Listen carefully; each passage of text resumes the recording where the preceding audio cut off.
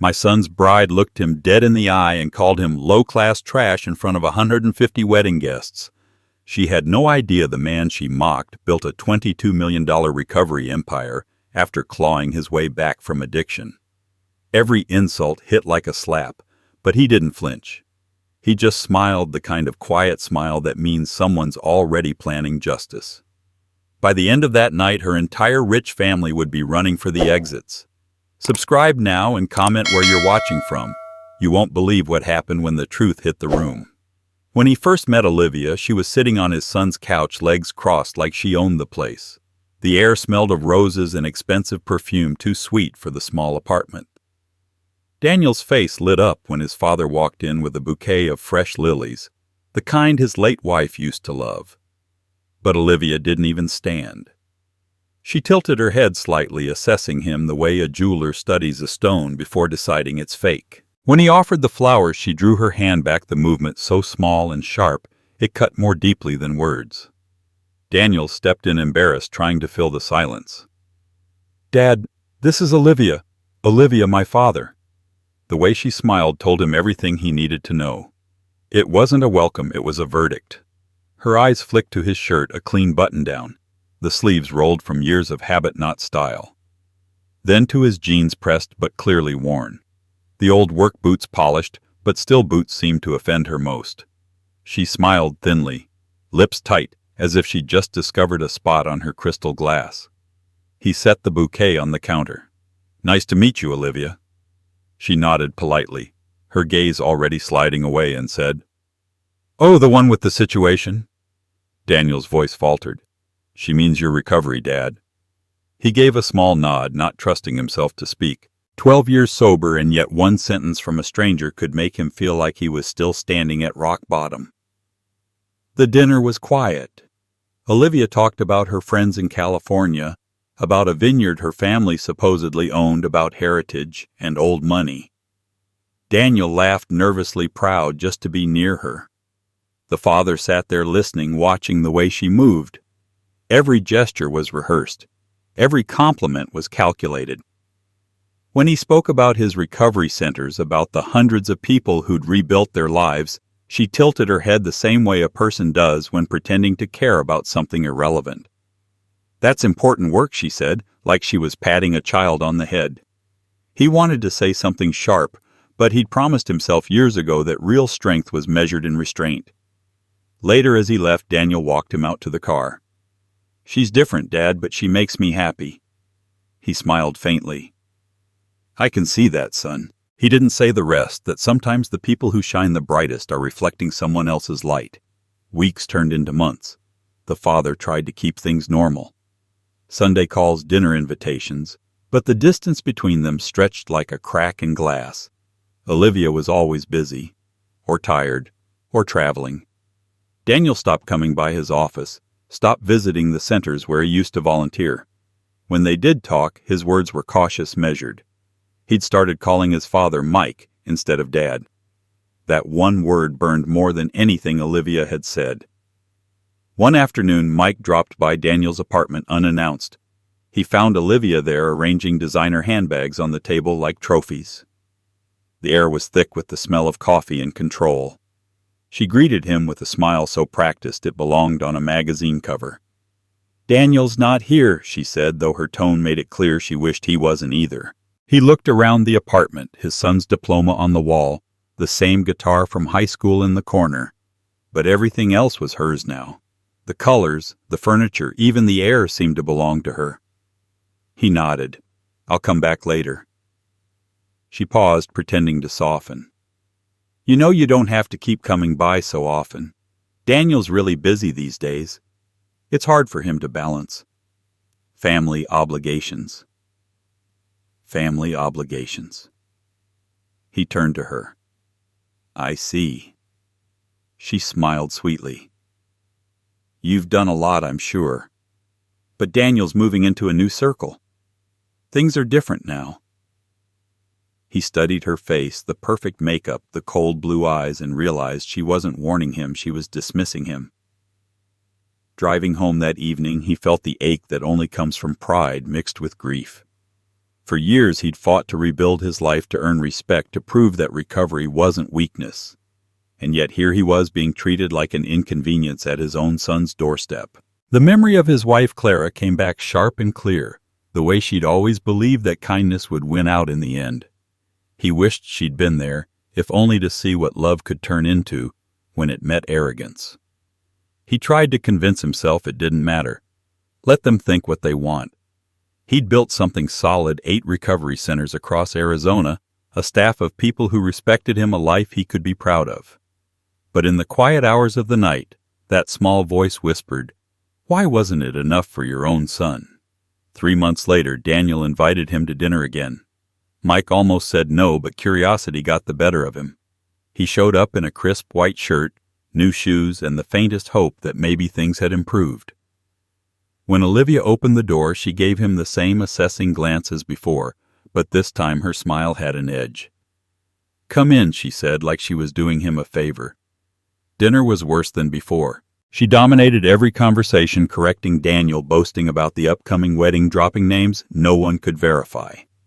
When Mike mentioned his work expanding to California, she laughed lightly. "Recovery centers, right? That's nice. Not everyone can handle real business pressure." He looked across the table at his son, who stared at his plate. Daniel didn't defend him. Didn't even look up. Mike's stomach tightened. He wanted to get up to walk out, but he stayed out of respect for the young man who used to be his boy. After dessert, Olivia took a phone call in the kitchen. Her voice carried through the half-closed door. "No, Mother. It's fine. He's harmless. Yes, the one with the addiction past. Honestly, I just hope he doesn't embarrass us at the wedding." Mike froze. She laughed softly. "Don't worry, I've got him seated near the service entrance." "Out of sight." The words hit like a hammer.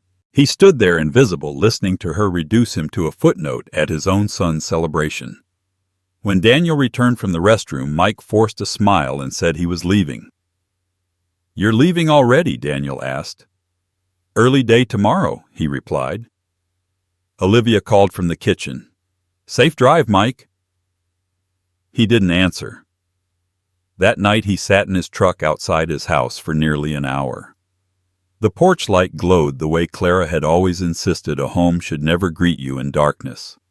But tonight it didn't feel like home. It felt like a reminder of everything he'd lost trying to protect the people he loved. He poured a cup of coffee, sat at his desk, and stared at the photo of Daniel as a boy missing teeth holding a fishing rod twice his size. Somewhere between that day and this one, something had gone wrong. He'd thought recovery meant moving forward, but now he understood it also meant standing alone when others refused to stand beside you. The next morning, he called an old friend, Dr. Grace Miller, the woman who'd helped him start New Dawn Recovery 12 years earlier. "Grace, I need a favor. There's something off about my son's fiancée. I just can't shake the feeling." Grace didn't hesitate. "Send me her full name. I'll make a few calls." He hung up and leaned back in his chair, staring at the sunlight spilling through the blinds. For the first time in months, the humiliation was gone. In its place was something colder, steadier focus. Olivia might have thought she'd won that night, that her smirk and her polished cruelty had left him powerless. But she'd made one mistake. She'd underestimated a man who had already rebuilt his life from ashes. And soon she would learn the difference between pretending to have class and living with it. He looked again at the photo on his desk, then whispered, "I'll handle this, Clara. You'd want me to." The coffee had gone cold, but his mind was burning with purpose. What he didn't yet know was that the truth waiting beneath Olivia's perfect smile would make that dinner look like a warm-up for the storm to come. The calls grew shorter first. At the beginning, Daniel would phone his father every Sunday evening the way he had since college, just to talk about work or ask for a recipe from his mother's old notebook. Then it became every other week. Then it stopped without announcement, replaced by texts that read like business memos. "Hey, Dad can't talk right now. Busy with wedding plans. We'll call soon." The calls never came.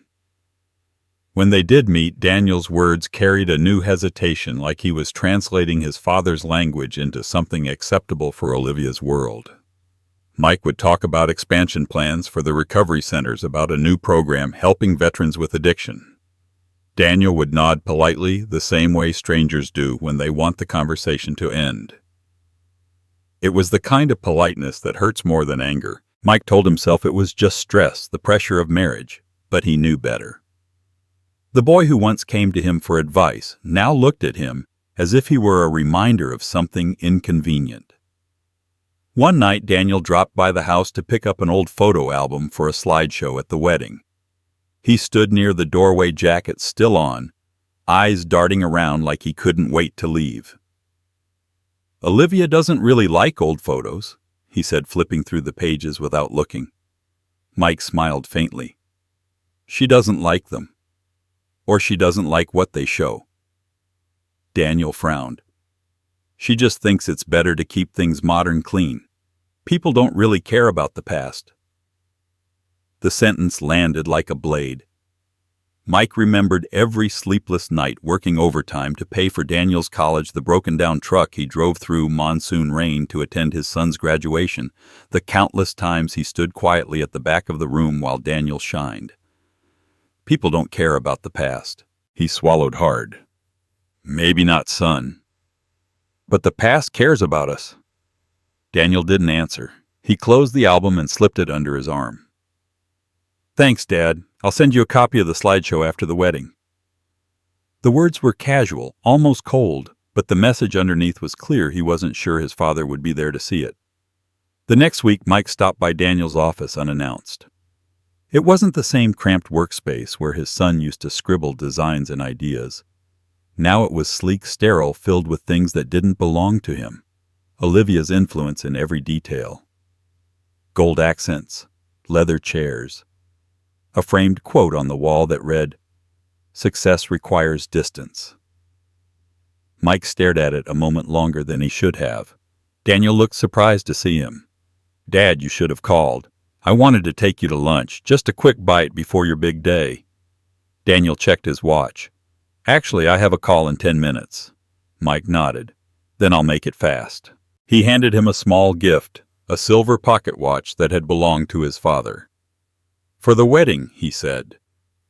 Daniel didn't open it right away. He just turned it over in his hands like it was too heavy. "Thanks, Dad. That's thoughtful." Mike smiled, but he caught the flicker of hesitation in Daniel's eyes. It was the same look people give when they're worried someone might embarrass them in front of their friends. That small flicker told him everything. As the days passed, Daniel's distance became physical. Invitations arrived through group emails instead of phone calls. He began referring to Olivia's parents as Mom and Dad in conversations, slipping it in like a test to see if his father would react. Mike didn't. He just nodded, each time quietly breaking inside. He stopped by the recovery center one evening after hours, walking through the empty halls. The walls were lined with photos of people he'd helped, faces of those who had fallen and stood up again. Every one of them had thanked him for believing in them when no one else did. But his own son, the one he'd carried through years of darkness, couldn't stand to look him in the eye anymore. The next morning, Mike received a voicemail from Daniel. It was brief. "Dad, Olivia thinks it might be better if you don't make a speech at the wedding, just to keep things simple. Hope you understand." He listened to it twice, each word echoing louder the second time. Olivia thinks. The phrase had become a mantra, a shield, a chain. He deleted the message, then sat at the kitchen table staring at the empty coffee mug across from him. He could almost see Clara sitting there, smiling, her hand reaching over his. That night, he went for a drive, the kind he used to take when he needed to think. The Arizona sky was wide and unforgiving, streaked with orange and gold as the sun disappeared behind the mountains. He pulled over near a gas station, the same one where he'd once waited for Daniel after a high school party.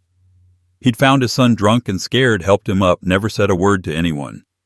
Now he wondered if that silence had been a mistake. Maybe he'd protected him too much, made it too easy to forget where he came from. A few days later, Grace called. She'd found something about Olivia. He could hear the hesitation in her voice. "Mike, I think you should come by the office.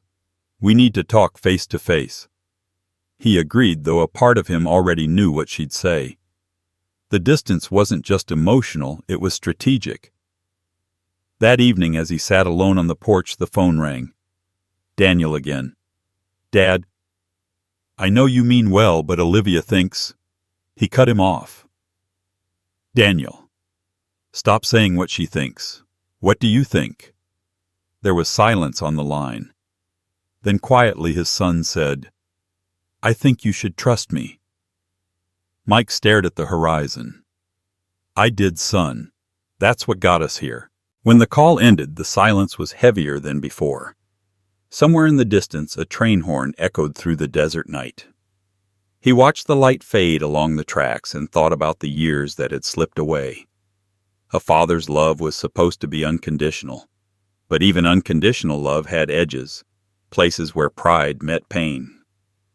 The next morning he drove to Grace's office. She handed him a folder without a word. Inside were documents, photos, receipts. Olivia's family wasn't listed in any public records. Her so-called father had 3 different names. Her address history was filled with short-term rentals under false IDs. Mike closed the folder slowly, his pulse steady, his face unreadable. "Thank you, Grace," he said quietly. She hesitated. "Mike, what are you going to do?" He looked out the window, the morning sun slicing through the blinds, catching the edge of his reflection in the glass. "I'm going to let her finish building her little kingdom," he said, "and then I'll knock it down one lie at a time." Grace didn't reply. She knew that tone, the same one he'd had 12 years ago when he swore to rebuild his life. On the drive home, Mike's thoughts were calm, methodical. The heartbreak had burned itself clean, leaving only focus. His son had drifted too far to hear him now, but when the truth came crashing down, Daniel would remember who taught him what integrity really meant. The sky darkened again over the highway. Mike gripped the steering wheel, eyes fixed on the road ahead. Somewhere in a glittering downtown ballroom still under construction, Olivia was probably trying on her custom gown, rehearsing her fake smile in the mirror. She had no idea that the man she'd dismissed as low class was already plotting the moment her perfect world would collapse. And when that moment came, she wouldn't see anger. She'd see the calm, quiet justice of a man she should never have underestimated. He hadn't planned to go by Daniel's condo that afternoon. He'd only stopped in to drop off a check, the final payment for the rehearsal dinner, a gesture he made because he still believed this was what fathers did. The door was slightly open, a sign of comfort or carelessness. He knocked once, then stepped inside, calling out softly. No answer. The apartment was quiet except for the faint hum of Olivia's voice drifting from the kitchen. He froze. Her tone was low, intimate, the kind people use when they think they're safe. "No, Mother, don't worry," she was saying. "He'll be at the back near the service entrance, somewhere close to the kitchen staff." Her laughter was sharp, metallic. "It'll look charitable," the poor man invited out of pity. Mike stood there motionless, the check still in his hand. His heart didn't race, it slowed, heavy and deliberate, each beat hitting like a hammer against his ribs. Her voice carried easily through the marble-tiled hallway, bright and cruel. "I know, right? Can you imagine that suit of his, those shoes? It's like he's allergic to class. I told Daniel we can't have him ruining the photos." He couldn't move. The sound of her voice seemed to echo off the walls, bouncing between the framed engagement pictures he'd paid to print and the chandelier he'd helped install. His throat tightened, but no words came. He heard her pause, then whisper again. "It's fine. Daniel's too soft to say no to him. I'll handle it. Just make sure your check clears before the photographer deposit hits." Her check, not her mother's. He realized it then. There was no mother on the other end of that call. No one with real money waiting to wire anything. She was performing, rehearsing for her next scene. Mike stepped back quietly, his boots soundless on the polished floor. He looked toward the living room at the photo of Daniel and Olivia smiling on the beach. Her hand rested on his son's chest, her eyes on the camera. It wasn't love he saw there now, it was calculation. He placed the check on the counter beside her purse and walked to the door. His fingers brushed against the frame, and for a brief second he saw Clara's reflection in his mind, the way she used to touch his arm when life tested him. "Don't let them see you break," she'd say. He didn't. Not this time. He made it to the elevator before the anger began to pulse slow and hot, not wild, but controlled, the kind of rage that didn't burn out, only hardened. As the doors closed, he saw Olivia step into the hallway behind him, still holding her phone. She froze when she saw him. Her eyes widened just for a fraction of a second before she rearranged her face into that polite, honeyed smile. "Oh, Mr. Hayes, I didn't see you there." He nodded once. "I gathered that." Her voice wavered slightly. "Were you waiting long?" "Not long enough," he said quietly, and the elevator doors sealed shut. In the parking lot, the sun glared against the windshield, blinding him for a moment. He sat there gripping the steering wheel, trying to steady his breathing. He had heard many things in his life, drunks begging for forgiveness, addicts screaming at the world, but nothing compared to hearing his own child's future wife strip him of dignity like that. He thought about Daniel, about how easily she controlled him, about the slow erosion of the boy he'd raised into a man who couldn't see the rot under the gold. A man who had started to look at his father like a flaw in the family portrait. He drove aimlessly for an hour down through the old part of town, past the diner where he and Daniel used to stop for pie after Little League games, past the church where Clara's funeral had been held. The places that once gave him comfort now felt foreign, hollowed out. Every mile felt like a goodbye. At a red light, he caught his reflection in the rearview mirror. His face looked older than he remembered. The gray in his beard was deeper, the lines at the corners sharper. He thought about Olivia's words again, poor man, out of pity. The taste of them was bitter in his mouth. He parked outside one of his recovery centers, the one on Ash Street. The lights were still on, even though it was past closing. Through the window, he could see a young man sweeping the floor, humming to himself, wearing one of the center's t-shirts. Mike smiled faintly. That boy had come in 6 months ago, trembling, ashamed. Now he looked alive again. That was the work that mattered. That was class. He sat there for a while thinking. There was a part of him that wanted to call Daniel right then to tell him everything, to warn him. But the words wouldn't come. Daniel wouldn't believe him. He would think it was bitterness, jealousy, an old man's pride. No, he thought. Let her think she's won. Let her think I'm too small to fight back. That night he poured himself a glass of iced tea and sat in the living room with the lights off. The house creaked with its usual sounds, the hum of the refrigerator, the distant bark of a neighbor's dog. But beneath it all, there was something new, a kind of clarity. She had humiliated him, yes, but in doing so, she had shown her hand. The next morning, he went through his files, wedding invoices, transfer receipts, catering contracts. Everything he'd paid for had his name on it. Every check had cleared from his account, not Daniel's, not Olivia's. Every detail was tied back to him. And if she thought she could erase him from that event, she was about to learn how deep his reach went. He placed a call to Grace, calm and deliberate. "I need you to look deeper into Olivia's finances. Anything connected to her or her so-called family." Grace hesitated. "Are you sure, Mike?" He stared at the stack of bills on his desk, the memory of Olivia's voice still echoing in his mind. "I'm sure." After he hung up, he looked out the window. The morning sun hit the horizon like fire, turning the rooftops gold. It was the same color as the dress Clara had worn the first time he told her he loved her. For a second, the memory softened him, then it faded, replaced by the sound of Olivia's laughter in his head. He exhaled slowly, the anger cooling into something sharper, more focused. This wasn't just about humiliation anymore. This was about truth and about teaching the people who had forgotten what it means to earn their way. The phone buzzed. A text from Daniel. "Thanks for the check, Dad. Olivia said she ran into you earlier.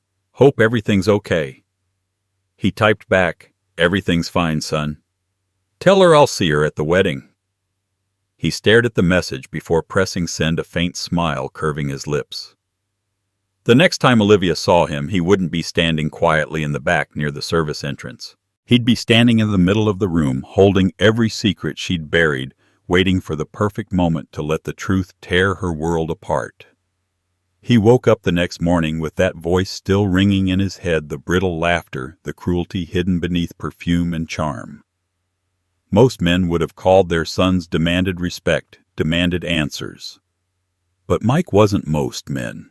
He had learned the power of silence long ago in the dim rooms of recovery, where you measured strength not by how loud you shouted, but by how long you could stay calm while everything inside you trembled. He didn't throw the phone or tear up the check he'd left behind. He simply sat there in his quiet kitchen watching the steam rise from his coffee and began to think. Something about Olivia had never quite fit.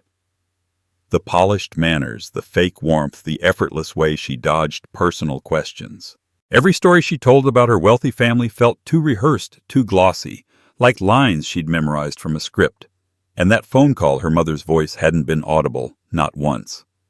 He realized then he hadn't met any of them. Not a single family dinner, not even a casual introduction. Every time he'd asked, there was always a reason. Her parents were traveling, her father was in meetings, her mother didn't like attention. It was all smoke. By noon, the old instincts that had kept him alive through his worst years had kicked in: discipline, patience, precision. He didn't tell Daniel what he knew. Instead, he called Grace again. "There's something off about her," he said. "I need confirmation, not guesses." Grace didn't ask why. She'd seen that tone in him before, the one that appeared when a man decided he was done being underestimated. He spent the afternoon at one of his centers in Mesa, but his mind wasn't on the paperwork. He watched people shuffle in and out: mechanics, teachers, a young mother clutching a child's hand. Real people. People who had lost everything and were trying to rebuild. That was what wealth looked like to him. Humility, effort, endurance.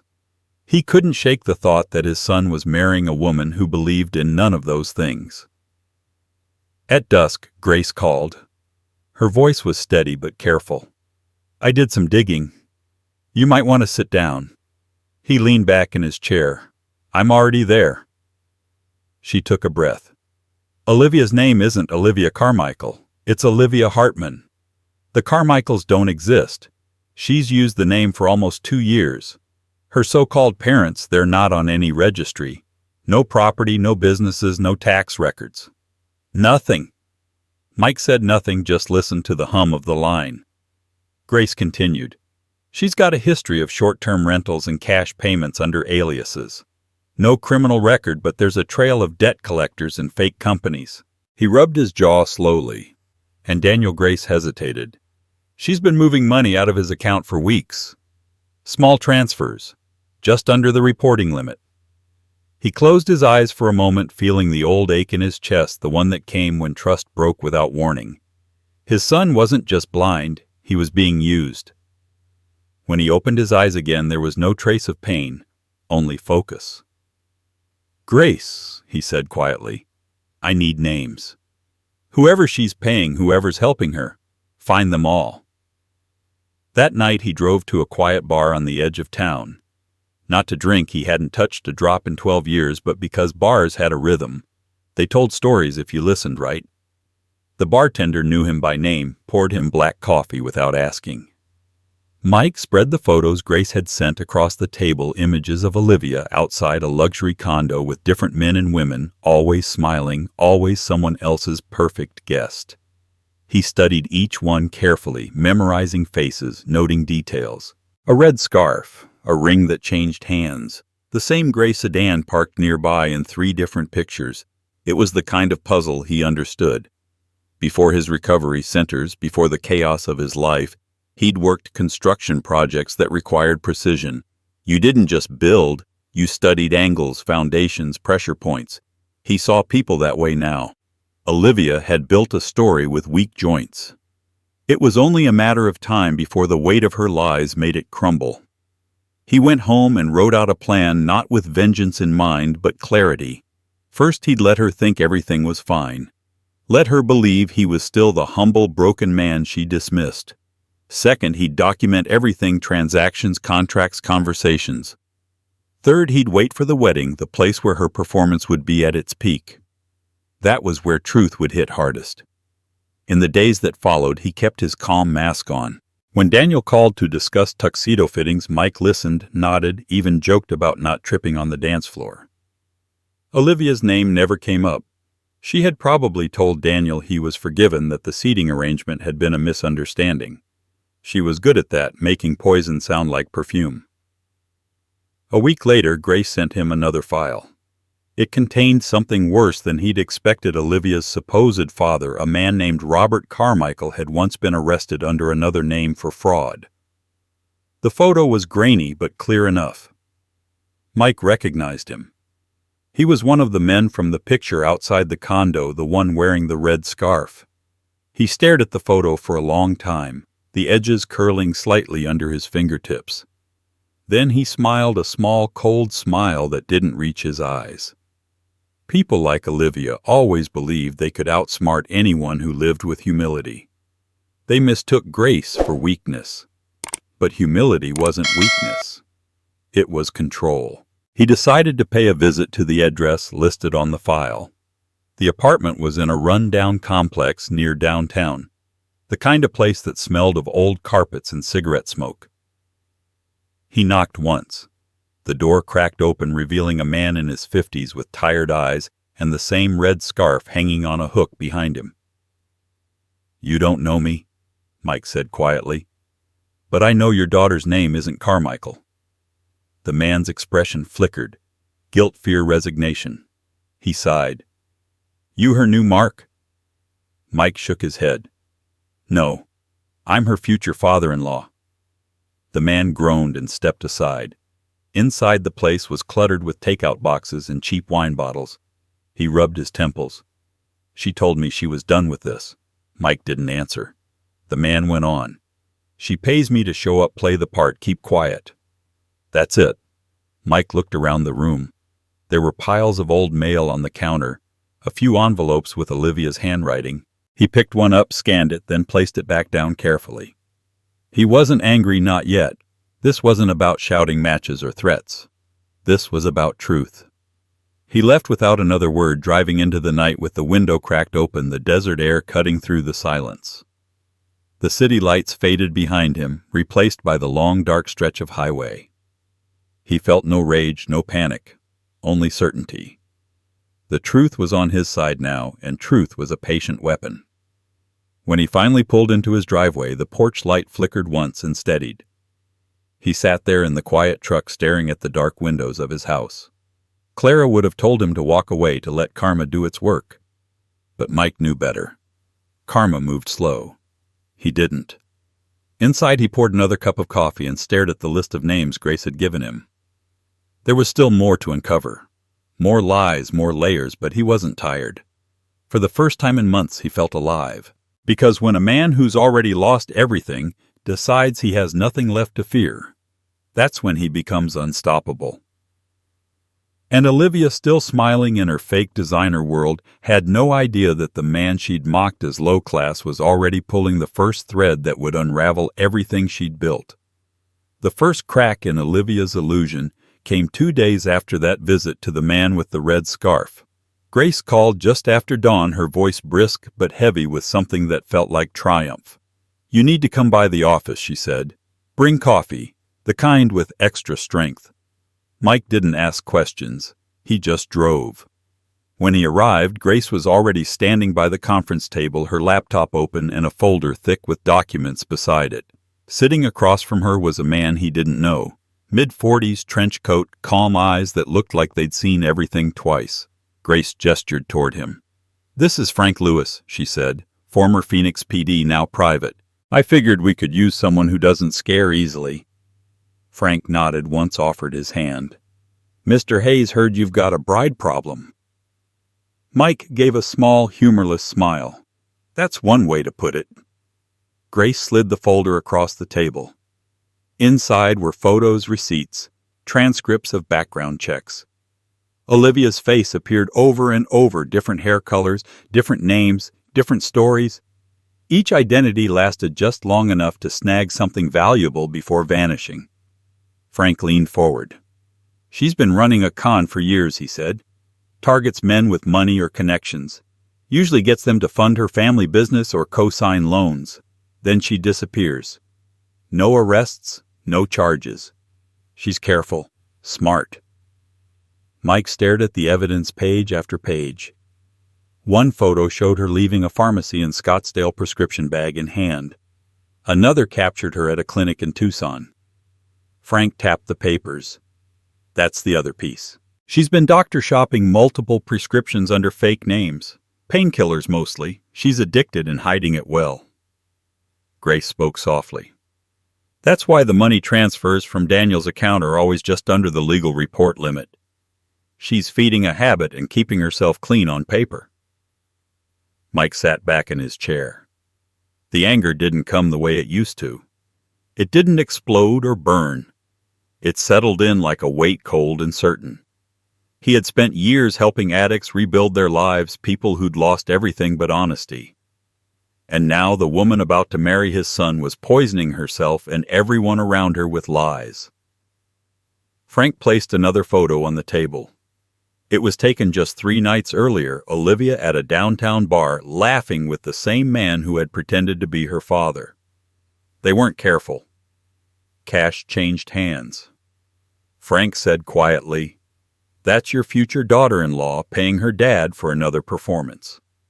Mike didn't flinch. He just looked at the picture until the edges blurred. Finally, he said, "I want every name, every account, every fake address she's ever used." Frank nodded. "You planning to press charges?" Mike's voice was steady. "Not yet. I'm planning to let her bury herself first." Grace looked uneasy. "Mike, this could get ugly." He turned toward her. "It's already ugly. I just plan to make it honest." He drove back through the city with the folder on the passenger seat, every red light reflecting off the windshield like a warning. The farther he went, the quieter his thoughts became. The humiliation from before was gone, replaced by something sharper, something almost surgical. This wasn't revenge anymore. It was correction. That evening he pulled into the parking lot of the newest recovery center, the one he'd built in memory of Clara. The walls still smelled of fresh paint, the letters New Dawn carved clean above the entrance. Inside he found a young counselor closing up for the night. Mike sat in one of the chairs, the same kind they used for group meetings, and stared at the wall for a long time. He thought about all the people who'd sat in those seats confessing their worst moments, desperate for forgiveness. Olivia wasn't desperate yet, but she would be. He opened the folder again, scanning the dates, the false signatures, the overlapping addresses. She had crafted an entire world out of lies, an empire of manipulation held together by charm and deceit. But what she didn't understand was that deception has a pattern, and patterns always leave a trace. He traced one of the documents with his thumb, the handwriting looping perfectly across the page. Even her signature was rehearsed. The next day he called Daniel. "Son," he said, "we need to meet." Daniel sounded distracted, uneasy. "Everything okay?" Mike kept his tone casual. "Just need your help finalizing the wedding payments. Come by the office tomorrow." When Daniel arrived, he was polite but distant, like a guest in someone else's home. Mike handed him an envelope. Inside were receipts for every cent spent on the wedding florist venue catering. At the bottom, one note stood out: "Final wire transfer requested by Olivia Hartman." Daniel frowned. "Hartman?" "She uses her mother's maiden name sometimes," he said quickly. Mike met his eyes. "Does she use it at the pharmacy too?" Daniel's face went still. "What are you talking about?" Mike slid one of Frank's photos across the desk, the one showing Olivia leaving the clinic, her prescription visible in the bag. Daniel stared at it, his jaw tightening. That could be anyone. Mike's voice was calm. "Look at the license plate in the background. It's your car, son." Daniel didn't speak. His hands trembled slightly, the same way they had when he was a boy trying to hide a broken vase. Mike leaned back, letting the silence work. "I'm not here to embarrass you," he said quietly. "I'm here to stop you from being destroyed." Daniel finally looked up, eyes glassy. "You hired someone to follow her." Mike shook his head. "I hired someone to protect my son." Daniel stood pacing. "This isn't what it looks like. She's had a hard life." She told me about her parents, the pressure, the painkillers after her surgery. Mike cut him off gently. She told you what you needed to hear. That's what she does. She tells everyone what they need to hear until she gets what she wants. Daniel sank into the chair, head in his hands. For a moment, Mike almost reached out, but he stopped himself. Some truths had to hurt to heal. After his son left, Mike called Frank again. She'll know something's off soon. Make sure she doesn't know where it's coming from. Frank's voice was calm. Already ahead of you. I've got eyes on her. That night, Mike couldn't sleep. He sat on the porch, the Arizona sky stretched endless above him, stars cold and clear. He thought of Clara again, how she used to say, "Some people mistake kindness for weakness. Let them. That's when you're strongest." He smiled faintly at the memory. Olivia had made that same mistake. She thought the quiet man in work boots was easy to fool, that his calm meant defeat. What she didn't realize was that calm men build storms silently. Inside the house, his phone buzzed. A message from Grace. Frank just sent another file. "You'll want to see this." Attached was a video clip. Olivia standing outside a small clinic arguing with a pharmacist. Her voice was harsh, slurred. "I don't care what the system says, I have a prescription." She slammed her purse down, spilling a handful of orange pill bottles across the counter. Mike watched it twice. Then he closed the phone, exhaled slowly, and whispered to the empty room, "Let her keep talking. Every lie digs its own grave." By the next morning, he'd already decided what to do. He'd let the wedding proceed exactly as planned. Every guest, every camera, every toast. Olivia's perfect stage. And then when the spotlight was brightest, he'd pull back the curtain she'd so carefully built. He didn't want to ruin her for revenge. He wanted to reveal her for what she truly was, a woman who believed lies could buy class, and who was about to learn that truth always comes with a higher price. The ballroom glittered with gold light chandeliers dripping like melted diamonds. Every table gleamed with crystal and champagne, every guest draped in rented elegance. Olivia had planned it down to the last shimmer, the performance of a lifetime. Mike stood near the back, the place she'd assigned him, the seat by the service door where waiters slipped in and out carrying trays. He could smell the garlic from the kitchen every time the door swung open. It didn't bother him. He'd worked around worse smells in his life. What bothered him was the way Daniel kept glancing at him, eyes full of quiet apology, and the way Olivia never looked his way at all. She floated across the room like a queen in borrowed silk. The photographer followed her every move, her laughter high, and polished her smile, the kind that could cut glass. Mike watched her lift her champagne flute, tap it with her fork, and turn to address the crowd. Her voice, soft at first, slid easily into the microphone. "Before we toast," she said, "I want to thank everyone here who's shown us what true family looks like. Families with class, with standards, with dignity." Her words rolled through the room like perfume, sweet on the surface, poison underneath. A few people clapped. She smiled wider. "Daniel and I are so blessed to be surrounded by people who understand what real success means. It's not about money, you see. It's about legacy. About where you come from." Mike felt the air shift. Conversations stilled, heads turned. He could feel eyes moving toward him in tiny, guilty flickers. Olivia kept going. "Not everyone gets that, of course," she said lightly. "Some people think you can just build your way into respectability, that you can buy your way into grace. But class, it's something you're born with, not something you earn." A thin murmur rippled through the guests. Daniel's hand twitched on the tablecloth. He tried to smile, but the corners of his mouth failed him.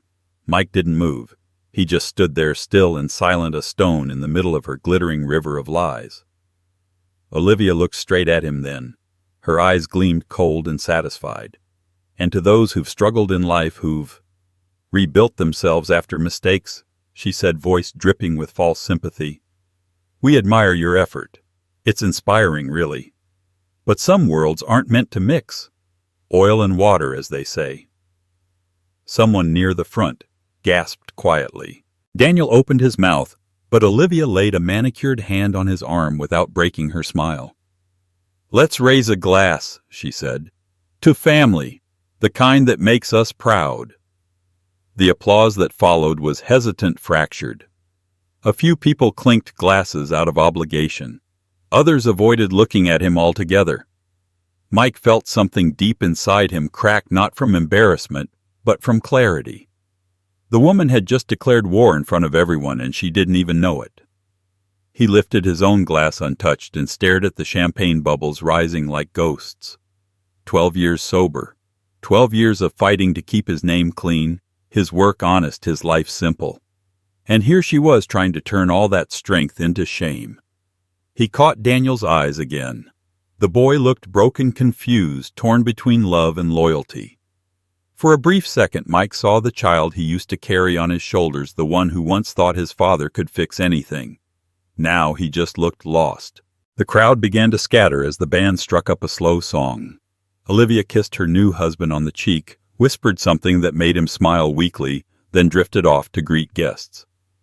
Mike stayed where he was, letting the music wash over him. He could have left right then. He could have walked out the back door and disappeared into the night. But he didn't. Not yet. He watched her glide from table to table, all fake warmth and empty grace. Every movement rehearsed, every compliment hollow. She leaned close to one of Daniel's old professors and said something that made the man's face flush red with discomfort. She laughed like it was nothing.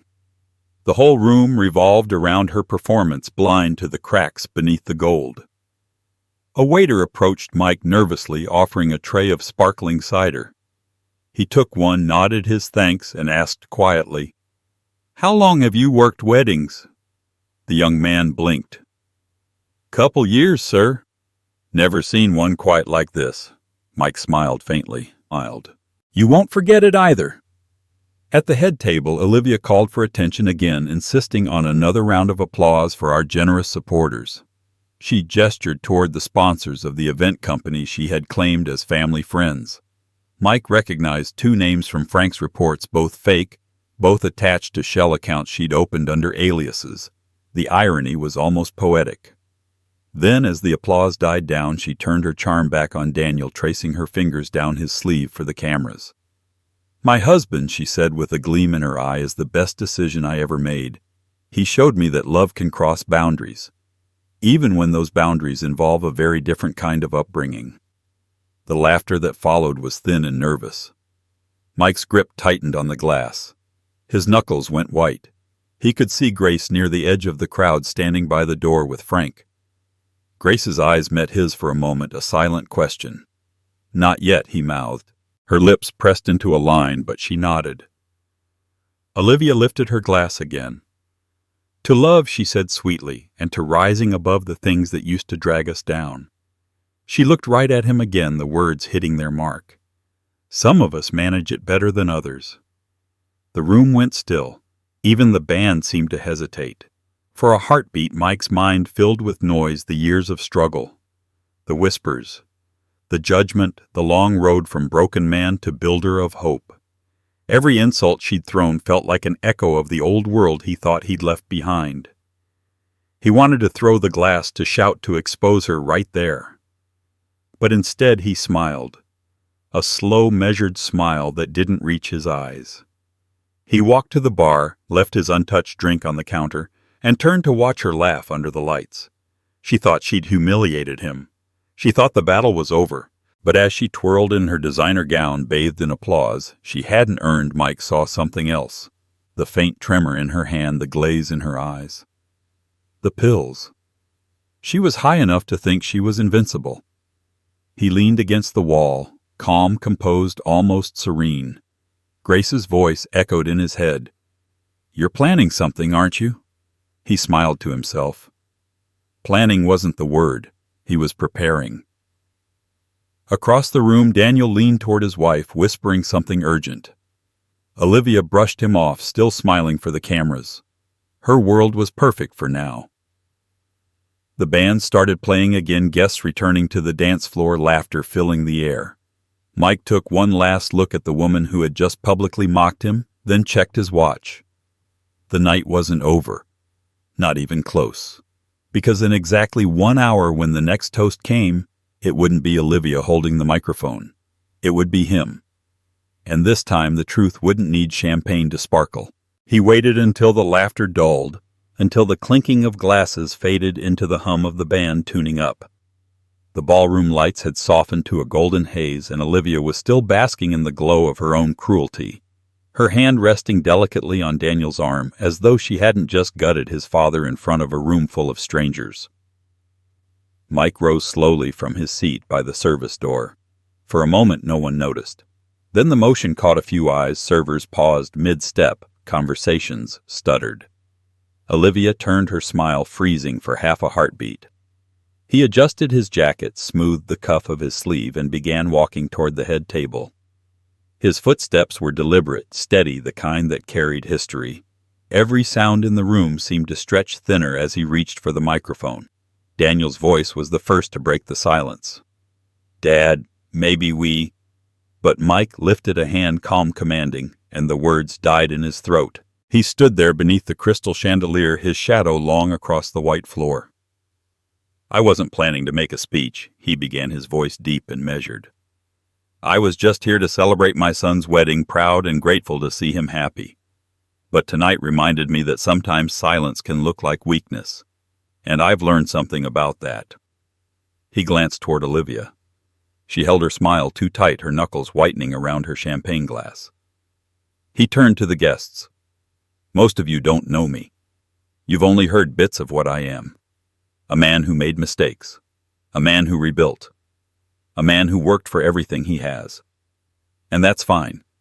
I'm not ashamed of my story." He paused, his eyes steady on Olivia now. "But what I am ashamed of is watching my son build his life on a lie." A ripple of confusion moved through the crowd. Daniel shifted uncomfortably. "Dad, what are you talking about?" Mike didn't answer him. Not yet.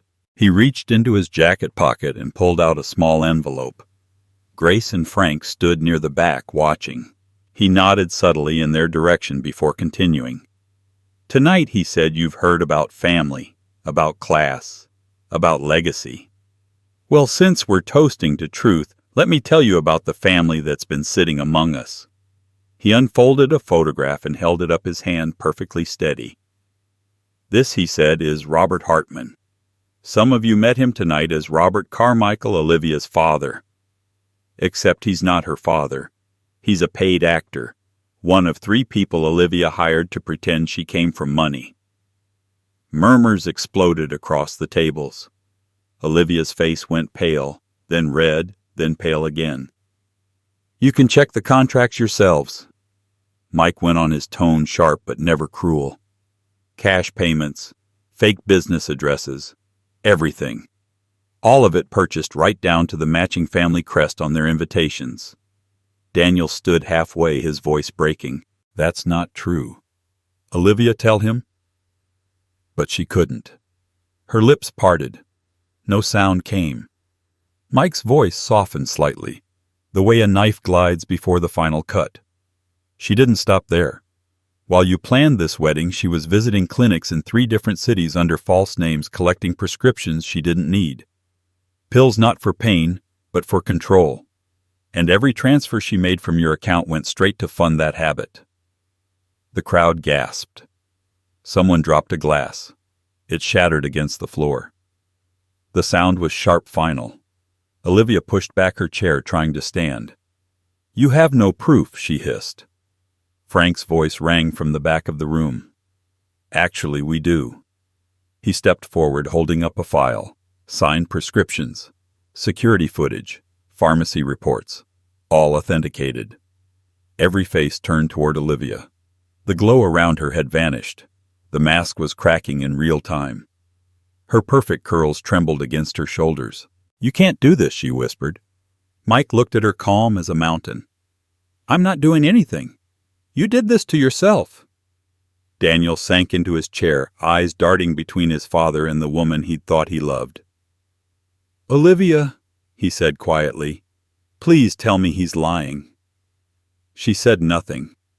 Only her breathing filled the silence, shallow and panicked. Mike placed the microphone on the table and looked around the room.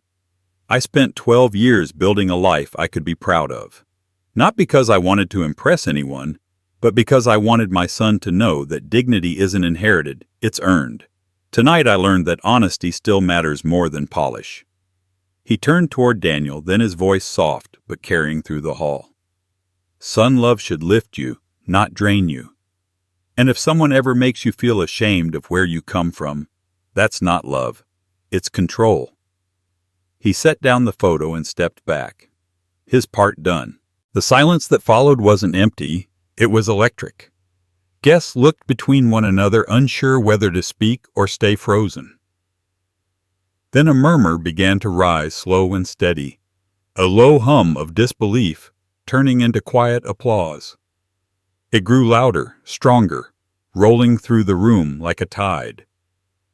Olivia stumbled back a step. Her hand shook as she grabbed Daniel's arm, but he pulled away, his face pale. The weight of truth hung between them, thick and irreversible. She tried to speak again, but her voice broke. Her purse slipped from her shoulder, spilling open lipstick phone, and 3 orange pill bottles skittered across the polished floor. The crowd went dead silent again. Mike didn't move.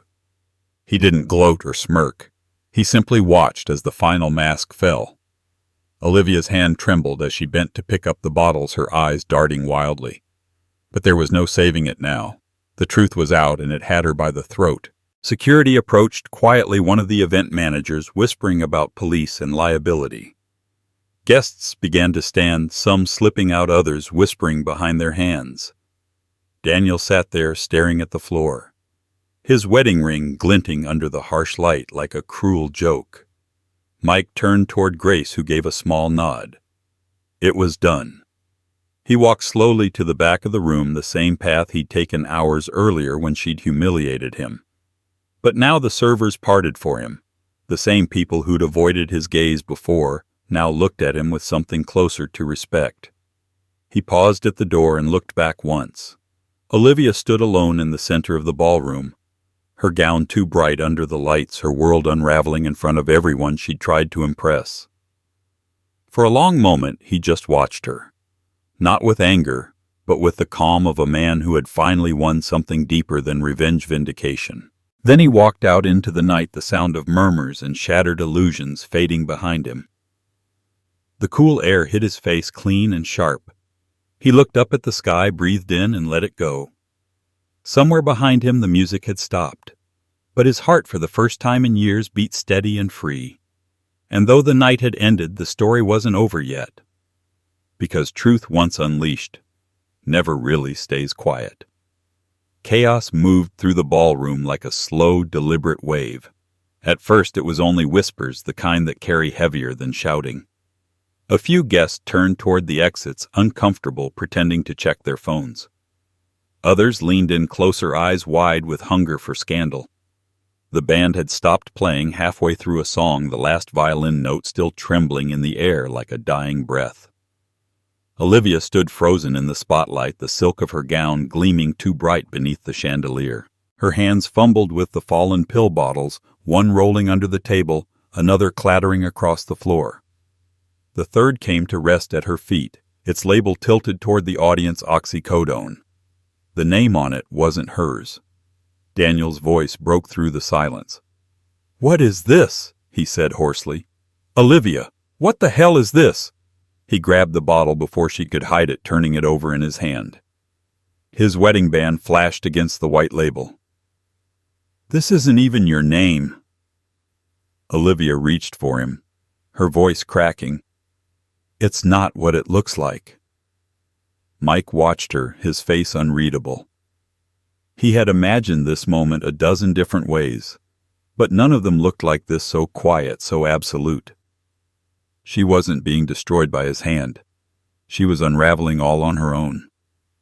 The guests began to stir. Someone at table 3 whispered, "She's on drugs." Another voice hissed, "Did you see her father run?" And indeed, Robert the fake patriarch was already edging toward the exit, tugging his equally fake wife along. Their perfect act disintegrated as security moved toward them. The woman's pearl necklace snapped when someone brushed past her, scattering beads across the floor like fallen lies. Daniel turned back to Olivia, his eyes wide with disbelief. "You lied to me," he said quietly, his voice carrying farther than any scream. "You lied about everything. Your name, your family, your job.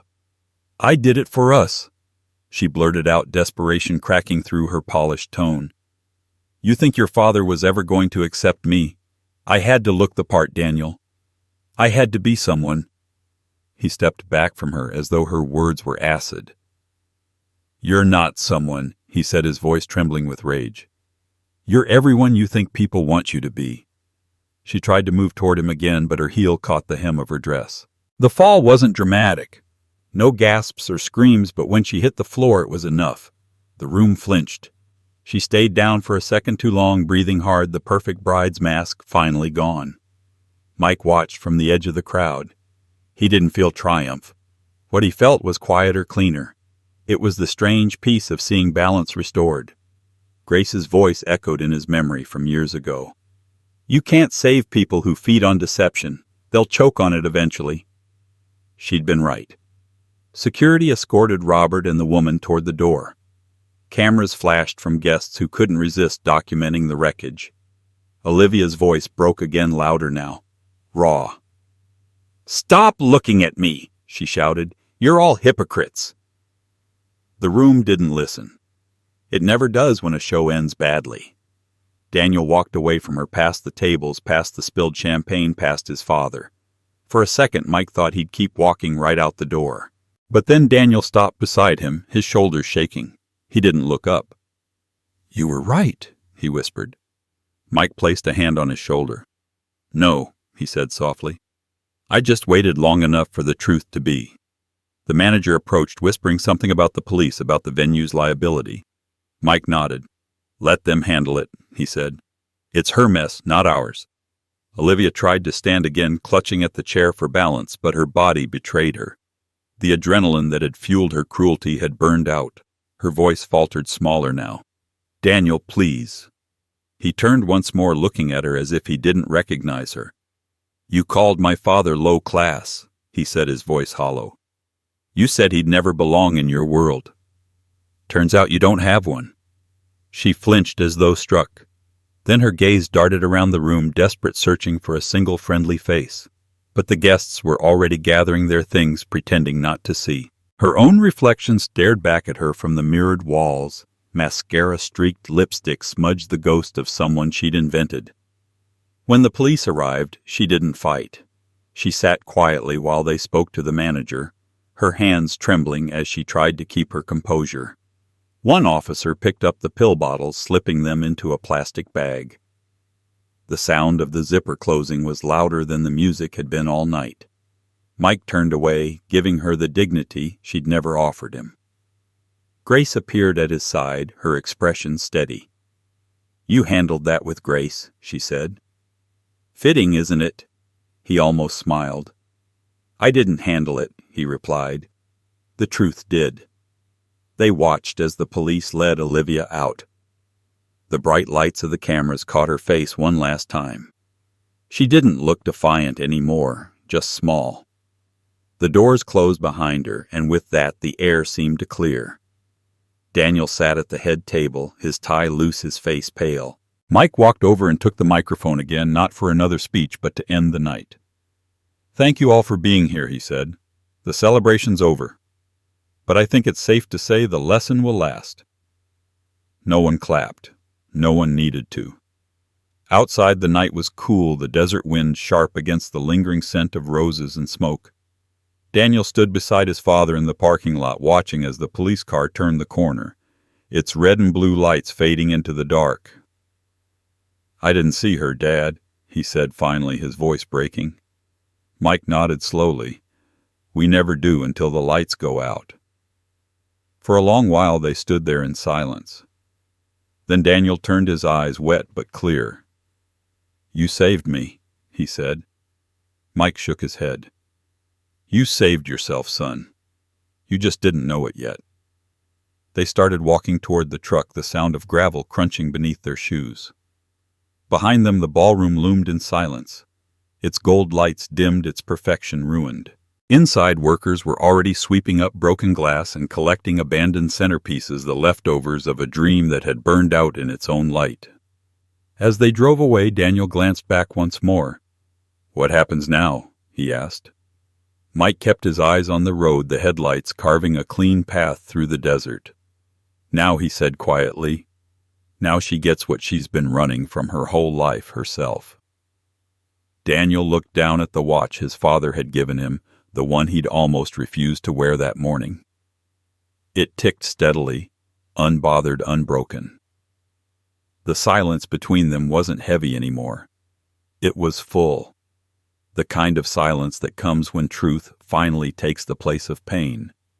And somewhere behind them, in that glittering hall of ghosts, the last of Olivia's lies lay scattered across the floor, small and bright and worthless, like pieces of glass catching the final light before darkness took them all. Months passed before the story stopped following him. For a while, he couldn't walk into a diner or a hardware store without someone recognizing his face from a shared post or a whisper. People wanted to know what it felt like to expose a liar, to watch justice unfold in real time. He never gave them the drama they craved. It felt necessary, he would say simply, and leave it at that. But in the quiet mornings, when the sun came up slow over the Arizona desert, Mike Hayes finally began to feel something close to peace. The storm had passed, the wedding had ended, the lies had burned out, and life, ordinary grounded life, had returned. The kind he had fought to rebuild after years of addiction, failure, and loss. He didn't gloat. He didn't replay it. What lingered wasn't triumph. It was clarity. He spent his days back at the recovery centers, walking the halls he'd once designed with his own hands. The walls still carried the faint scent of disinfectant and coffee, the same mix of survival and hope. New faces came in every week, some angry, some numb, all carrying the same quiet desperation he remembered. They knew who he was now, not because of what he'd built, but because of what he'd done at that wedding. They didn't see him as a man who had humiliated his son's bride. They saw him as a man who refused to be humiliated anymore. One afternoon, a young woman approached him after a meeting. She was in her 20s, thin as wire, trembling when she spoke. "Mr. Hayes," she said softly, "I saw that video of you, the wedding one, the way you stood there and didn't yell. You didn't fight. You just told the truth. I want to learn to do that." He looked at her, seeing in her eyes the version of himself from years ago, the one who thought redemption came from erasing your past instead of owning it. "You already are," he told her. "You showed up." Words spread in strange ways. People started using his story in meetings not as gossip, but as a lesson. The man who lost his family's respect and got it back without violence. The man who chose truth over pride. They called it the Hayes method, half-jokingly. Grace hated that name. Mike didn't. He knew it wasn't about him, it was about what honesty could do when you stopped using it as a weapon and started using it as a foundation. Daniel came around more often now. The visits started awkwardly short lunches, polite small talk, but they grew longer. There were apologies, but not the kind that tried to rewrite the past. Daniel didn't ask his father to forget. He just asked to understand. One evening, as they sat on the porch, the cicadas humming in the dusk, Daniel said quietly, "You didn't just save me from her. You saved me from who I was becoming." Mike didn't answer right away. He just nodded, eyes on the horizon. "We all build illusions," he said. "Some just last longer than others." The silence between them wasn't heavy anymore. It was something better earned. Later that year, the local paper ran an article about New Dawn Recovery. They wanted to highlight its founder's philosophy, how the center was thriving while others struggled. The reporter asked him what recovery meant to him after everything that had happened. He thought for a long moment before answering. "People think recovery is about being clean," he said finally. "It's not. It's about refusing to live small. It's about not letting anyone convince you that you deserve less than honesty, less than respect, less than peace. He smiled faintly. It's about learning that forgiveness doesn't mean weakness, and standing up for yourself doesn't mean cruelty. The quote made the front page. Donations flooded in. Former patients called to thank him. Grace teased that he was turning into a folk hero. He told her he didn't want that. He just wanted people to remember that dignity was a kind of sobriety, too. Sometimes, late at night, he'd think about Olivia not with hatred, but with a strange sort of pity. He wondered where she'd ended up, whether the sentence she faced had changed her or hardened her further. But then he'd stop himself. Her story wasn't his to carry anymore. The lesson she'd taught him had already done its work. One evening after a long day at the center, he stood outside and watched the sky melt into amber and violet. A group of new arrivals sat smoking near the entrance, laughing for the first time in days. He listened to their voices, the sound of people beginning again. Grace stepped out beside him, handing him a cup of black coffee. "They look up to you, you know," she said. He smiled. "They should look up to themselves," he replied. "They're the ones walking through the fire." She studied him for a moment, then asked, "Do you ever miss the quiet before all this?" He shook his head. "That wasn't quiet," he said. "That was silence." "There's a difference." A wind moved through the desert, carrying the smell of rain and dust. He closed his eyes and breathed it in, the weight on his chest lighter than it had been in years. Somewhere in the distance, thunder rolled soft, steady, like a reminder that storms always come, but they always pass too. The next morning, he spoke at a conference for addiction counselors. He stood before a room full of professionals, some older, some barely out of school. His talk wasn't scripted. He spoke the way he always had. Direct, quiet, honest. "We teach people to avoid relapse," he said, "but we forget to teach them how to protect their worth. Recovery isn't just staying sober. It's refusing to let shame write your story. It's knowing when to stand tall even if your hands still shake." When the session ended, the crowd rose to their feet. Some clapped, some cried. Most simply nodded with the understanding that truth, raw, uncomfortable truth, wasn't a punishment. It was a gift. That night, as he drove home, the road stretched endlessly ahead of him. The headlights carved through the darkness, revealing just enough to keep going. He thought of Clara, of the life they'd built before it all fell apart, and he whispered into the quiet, "I made it, honey." The stars above didn't answer, but the feeling in his chest did, a calm, steady certainty that this, at last, was what redemption looked like. And though he never told the story again, people kept telling it for him, the tale of the man who didn't just expose a lie, but reminded the world that truth once spoken has the power to heal everything it touches. As we grow older, life teaches us that strength isn't always loud, it's quiet, steady, and built on truth. This story reminds us that dignity doesn't come from wealth, status, or appearance, but from the courage to stand for what's right, even when others try to shame us. Real recovery in any form is not just about overcoming the past. It's about refusing to accept less than honesty, respect, and peace. For older generations, it's a powerful reminder that experience is wisdom, and that calm conviction can break illusions louder than anger ever could. When we choose integrity over approval, we teach others, especially the younger ones, that truth doesn't destroy, it liberates. No matter how late in life, standing up for yourself can still rewrite your story. If this story touched you or reminded you of your own journey, share your thoughts in the comments. And don't forget to subscribe for more powerful tales of justice, redemption, and the quiet strength that only life experience can bring.